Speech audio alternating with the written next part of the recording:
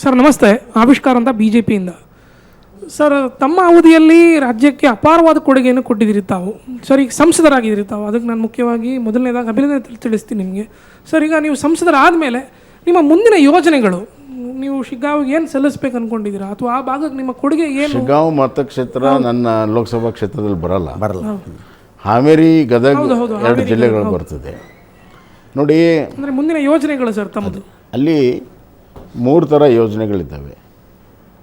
ಒಂದು ಪ್ರಮುಖವಾಗಿರುವಂಥ ಸಿಂಗ್ಟಾಲೂರು ಯೋಜನೆ ಅಂತ ಇದೆ, ನೀರಾವರಿದು, ಗದಗಿನ ಭಾಗದಲ್ಲಿ. ಅದನ್ನು ಪೂರ್ಣ ಪ್ರಮಾಣದಲ್ಲಿ ಮಾಡಿ ಈಗಾಗಲೇ 70-80% ಕೆಲಸ ಆಗಿದೆ. ನಾವಿದ್ದಾಗಲೂ ಕೂಡ ಅದನ್ನು ತೀವ್ರಗತಿಯಲ್ಲಿ ಮಾಡಿದ್ವಿ. ಅದನ್ನು ಪೂರ್ಣ ಮಾಡುವಂಥದ್ದಕ್ಕೆ ಹೆಚ್ಚಿನ ಒತ್ತನ್ನು ಕೊಡಬೇಕು. ಎರಡನೇದಾಗಿ ಇನ್ಫ್ರಾಸ್ಟ್ರಕ್ಚರಲ್ಲಿ ರೈಲ್ವೆ ಲಿಂಕು ನಮ್ಮ ಕ್ಷೇತ್ರದಲ್ಲಿ ಕಡಿಮೆ ಇದೆ. ಸೊ 3-4 ಯೋಜನೆಗಳನ್ನು ಕೈಗೆತ್ತಿಕೊಂಡಿದ್ದೀನಿ.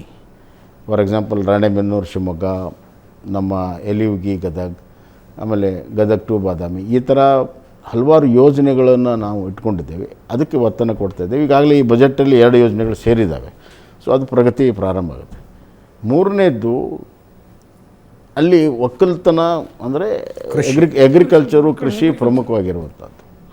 ಆದರೆ ಇವತ್ತಿನ ಯುವಕರು ಹೆಚ್ಚಿನ ವಿದ್ಯಾಭ್ಯಾಸವನ್ನೆಲ್ಲ ಕಲ್ತಿದ್ದಾರೆ. ಅವರಿಗೆ ಉದ್ಯೋಗ ಬೇಕು. ಅದಕ್ಕೆ ಉದ್ಯೋಗ ಸೃಷ್ಟಿಗೆ ಇಂಡಸ್ಟ್ರಿಯಲೈಸೇಷನ್ಗೆ ಭಾಳ ಒತ್ತನ್ನು ಕೊಡ್ತಾ ಇದ್ದೇನೆ. ಉದಾಹರಣೆಗೆ 400 ಎಕರೆ ನಾನು ಮುಖ್ಯಮಂತ್ರಿ ಇದ್ದಾಗ ಹಾವೇರಿಯಲ್ಲಿ ಇಂಡಸ್ಟ್ರಿಯಲೈಸೇಷನ್ ಮಾಡಾಕ್ತಿದೆ. ಈಗಿನ ಸರ್ಕಾರ ಡೆವಲಪ್ಮೆಂಟ್ ಮಾಡ್ತಾಯಿದೆ.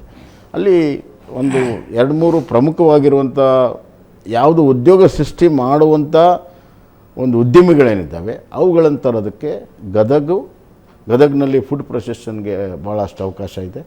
ಇಲ್ಲಿ ಎಲ್ಲ ಥರದ ನ್ಯಾಷನಲ್ ಹೈವೇ ಇರೋದ್ರಿಂದ ಎಲ್ಲ ಥರದ ಟೆಕ್ಸ್ಟೈಲಿಂದ ಹಿಡಿದು ಆಟೋಮೊಬೈಲ್ವರೆಗೂ ಅವಕಾಶ ಇದೆ. ಆ ಪ್ರಯತ್ನಗಳನ್ನು ನಾವು ಮಾಡ್ತಾಯಿದ್ದೇವೆ. ಅದರಿಂದ ಇಂಡಸ್ಟ್ರಿಯಲೈಸೇಷನ್ನು, ಇನ್ಫ್ರಾಸ್ಟ್ರಕ್ಚರು, ಇರಿಗೇಷನ್ 3 ಐಸ್ ನಾನು ಕಾನ್ಸಂಟ್ರೇಟ್ ಮಾಡ್ತೀನಿ.